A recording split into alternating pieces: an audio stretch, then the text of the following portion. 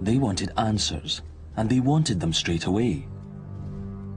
But the US Air Force weren't as obliging as they'd hoped. We were actually threatened on one occasion that if they saw us on the base asking questions, then, you know, we would be in serious trouble. We was hitting a blank wall because, no, we're not going to talk. You know, in case of Uncle Sam's told us to be quiet. I don't like the word no. When I know something's going on, I want to know what happened. And I will go hell-bent on getting that information. Ejected from the base, Brenda and Dot refused to give up. They began their own investigation from the other side of the fence. This is the area, it is, this what they call Commie Corner. And this hangar here has supposedly got an underground complex. They also scoured the so-called landing site for clues. Behind Brenda is the site, the exact site. I'm pointing towards where it came across. You can see that it wasn't that long ago that the trees have been found. If you can imagine, that whole area was a mass of trees, similar to what's in the background there. The road going along there is going to the Forestry Commission. And it was here that their investigation continued. We said we heard about something happening in the forest. Could you tell us something about it? They said, we've had 2 other people come in, we don't know anything. As we came out, there was a forestry chap outside, and he said, it's true. He just nodded, said it's true. I'm not saying any more, but it's true. Despite a few tantalising clues, Dot and Brenda's investigation was making little progress. Even within the UFO community, they found it hard to make their story heard. It wasn't an out-of-the-ordinary incident per se. I mean, we certainly had no idea of the magnitude of this thing. This was just reports that something had happened there, lights had been seen, you know, around the base, and so on and so forth. But the more their story was dismissed, the more determined they became. It was taking me over. I knew there was information there that I wasn't getting, and I wanted that. My marriage was going down the drain. My children were getting upset because they were left with babysitters. Our husband not seeing much of his wife. And all I could do, there wasn't a day when I could not stop talking about this case. I had to find out what was going on. It was a quest.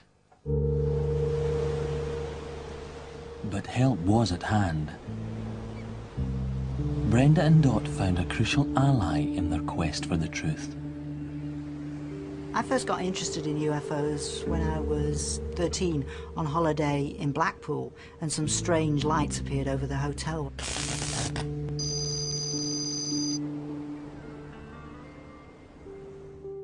When Brenda, Dot and I began to get our teeth into this case and take it seriously, we were virtually alone. The rest of the UFO community looked upon us with very strange eyes. They almost regarded us as sort of 3 renegade Miss Marples who were interested in a case which could not possibly have any significance because there was absolutely no substance to it.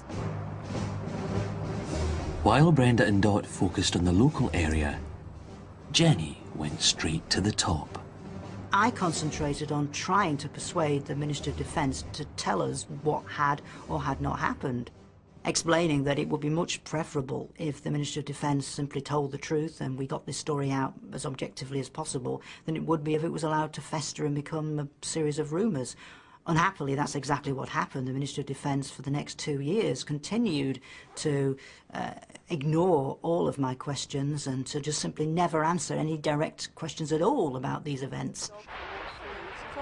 But then, amid the denials and evasion, came a major breakthrough. A story began to circulate about the existence of a top-secret memo. It was something like a kind of holy grail for the case, because although everybody was talking about it and we were given several versions of what to expect if we ever saw it, we never anticipated that we would be able to get hold of it, because the British government was so intensely secretive about UFO phenomena. But the British government hadn't counted on America's Freedom of Information Act, which grants public access to all but the most secret documents, including the Halt memo. A chap called Larry Fawcett, he was director of an organisation, say CAUSE, which is Citizens Against UFO Secrecy in the States, phoned me up, said, "Doc, I hear you're one of the main investigators on the Rendlesham case." I said, "Well, I've got some good news for you." He phoned her one night and said he'd got this Colonel Halt's memo, you know, which had been released, and he was going to send her a copy. I just sat there with my mouth wide open, thought, wow, Colonel Halt, a colonel, Deputy Colonel Halt, a base commander. I thought, this is unreal. It was extraordinary because it contained most of the details of the story that we'd been gradually piecing together from these witnesses. We now knew that the events that we'd been told about had actually happened. We didn't know, of course, what they meant, what lay behind them, what the truth was about them, but we did know that there was a genuine case here, a case that the British government had been attempting to deny telling us about for over 2 years. This guy I've got to meet. You know, I'm determined. Nothing would stand in my way to meet this chap. I thought, I've got to see him, what he's got to say. Over 2 years after he wrote his memo, Colonel Halt was about to be reunited with it by one Dot Street.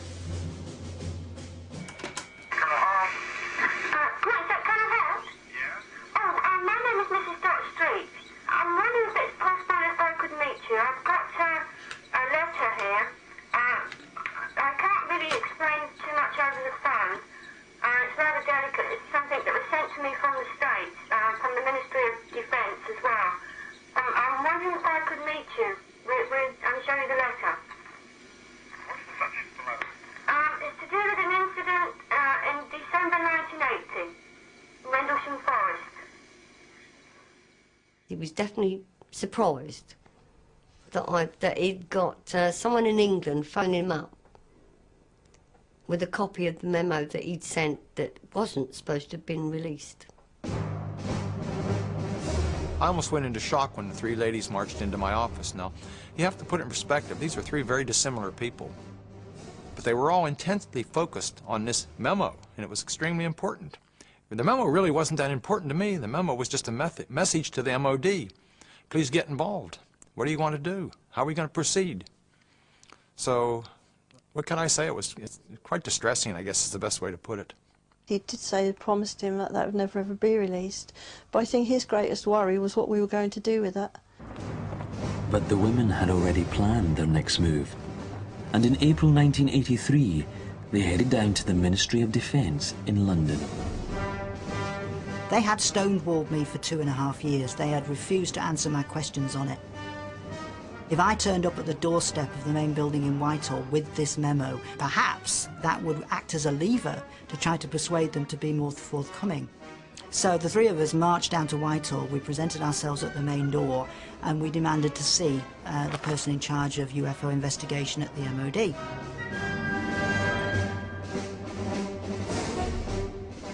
We sat there and we told them what we were there for, and they just absolutely completely ignored us for about an hour and a half. We sat there, and in the end Jenny said, "Right, I'm fed up with this." She said, "If you don't get somebody to come and see us now, I'm going to get up with this memo and I'm going to tell everybody come through that door about what happened down there." Immediately there were hurried phone calls. We were sent to an ante-room where we were sat down with guards with guns outside of it for about half an hour whilst we waited for something to happen. I have no idea to this day what occurred in the corridors of Whitehall whilst we were sat there waiting, but I can imagine. The woman who at that point was in charge of the air staff department that handled UFO reports came down to see us. We presented her with a memo. Her face turned a ghastly shade of pale, and it was quite